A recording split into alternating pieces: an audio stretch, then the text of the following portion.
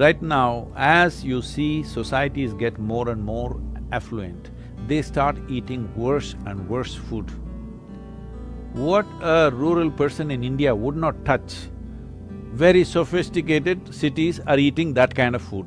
When I say that kind of food, almost anything that Western societies are using today are a minimum 30 to 60 days old. In yoga, their food is classified as sattva, rajas and tamas. Tamas means inertia. If you eat anything which has tamas, inertia will come in your system. Inertia does not mean you just become lazy.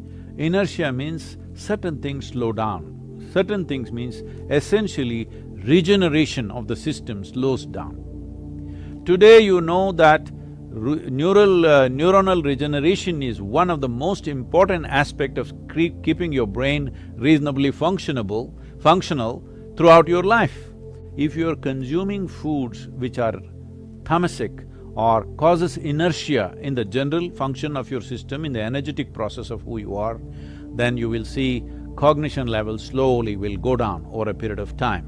Because everybody understands this. This is why they're drinking cups and cups of Coca-Cola or coffee or alcohol or something else, because they know they need to balance that. So this kind of balance is a very rudimentary way of balancing your system, that you're putting wrong things and then you're trying to correct it with right things. The highest number of antacids in the world, nearly 60% of the world's antacids are sold in America, the most affluent population on the planet. This means they have a whole choice of nourishment.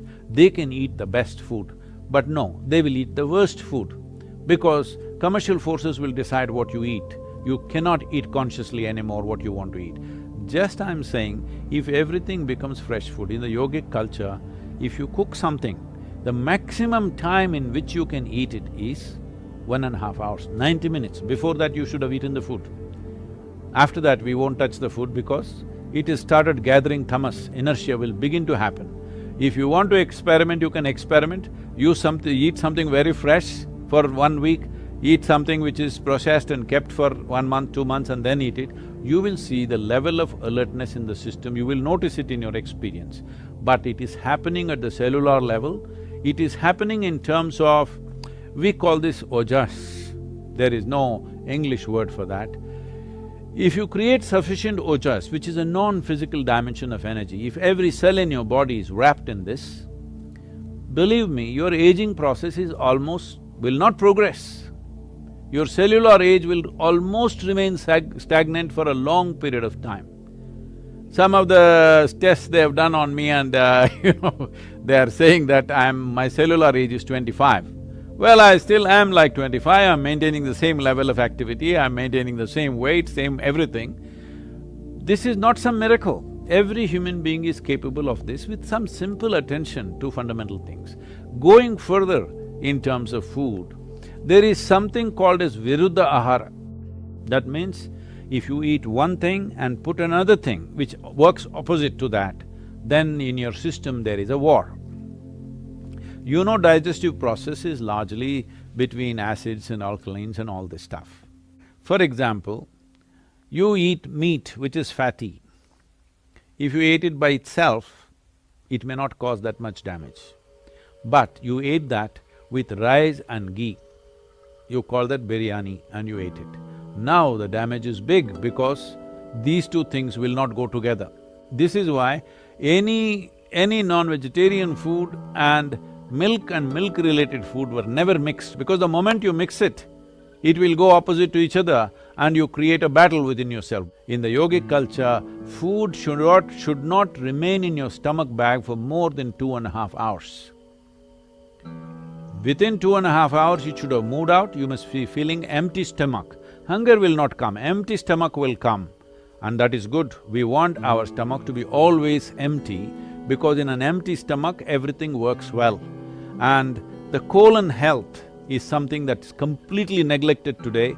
If you do not keep your colon clean, keeping your mind in a balanced state is very, very difficult.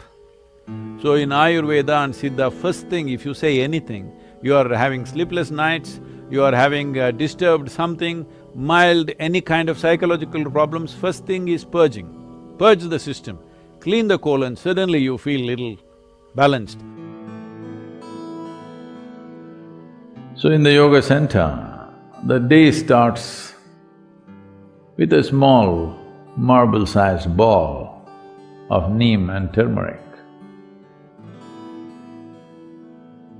There are many aspects to this of what impact it has on your system. One immediate thing it will do is, it will keep your alimentary tract clean.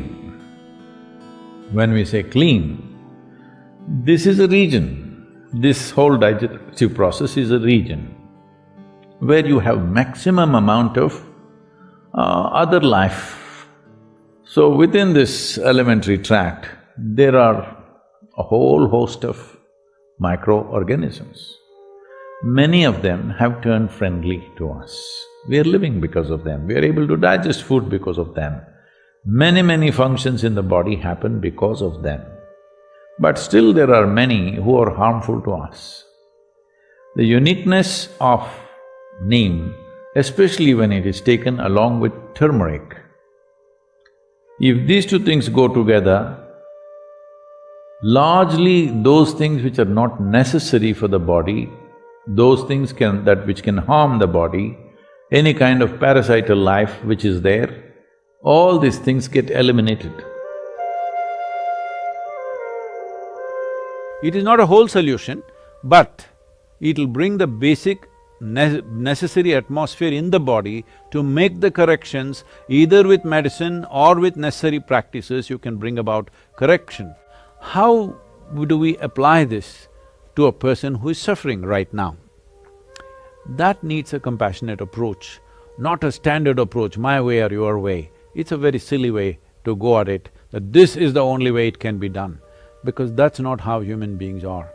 A judicious action of what could be maximum right rather than wrong, more right than wrong is all you can do. I don't think anybody has an absolute right about mental conditions that people are in.